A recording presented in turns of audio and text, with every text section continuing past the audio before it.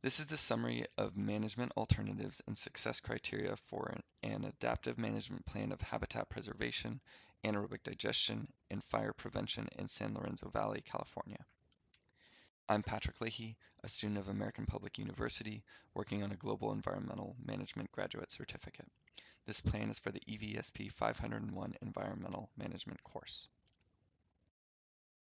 One focus of the plan is to steward the land through fire risk mitigation by removing potential fuel in the form of senescent and decaying plant biomass.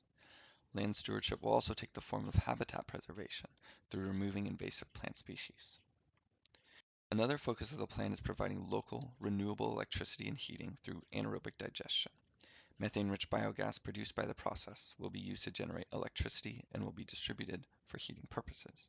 The energy provided will be carbon neutral, abating global climate change.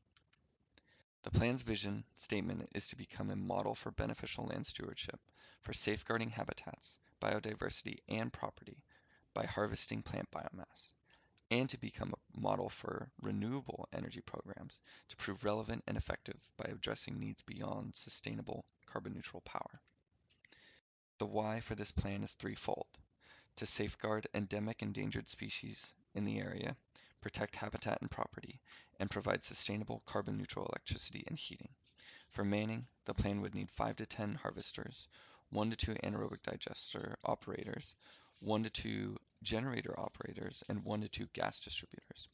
Collectively, they will identify and collect the appropriate plant biomass and operate and maintain the anaerobic digesters and a generator. Electricity, heating, and fertilizer will be produced from these processes. There will be a campus in Ben Lomond, centered in the region of interest, with operations in Boulder Creek, Ben Lomond, and Felton, all in the San Lorenzo Valley area. This would begin as soon as the entity is established. It would operate until funding is exhausted or needs change and evolve to make operations obsolete. The first alternative is to execute controlled burns, like indigenous populations have done in the past. This is an effective way to clear senescent brush and revitalize the land. Redwoods are actually adapted for such burns, but other beneficial plants are not, and at risk harming the endangered plants of the area.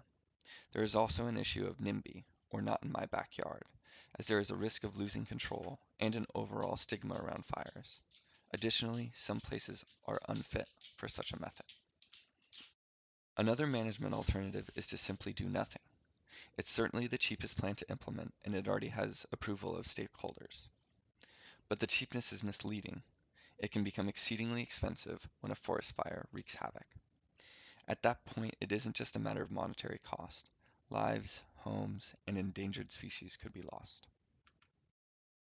The favored management alternative is composting the senescent and invasive plant biomass. This would be in lieu of anaerobic digestion and electricity and gas distribution, but would still involve the harvesting of the appropriate plant matter. This would be much cheaper than the proposed plan and would be faster to begin operations, but this method would not address global climate change and could even exacerbate it by releasing methane from improper composting. The first goal of the plan is to reduce the likelihood of forest fires by removing fuel. This will protect property and habitats, with the goal of reducing fire frequency and area by 40% within the first year of implementation. To measure success, we would gather data on fire frequency and square footage of impacted areas. A year after implementation, success would look like a reduction to 60% of both frequency and square footage of impacted fire areas.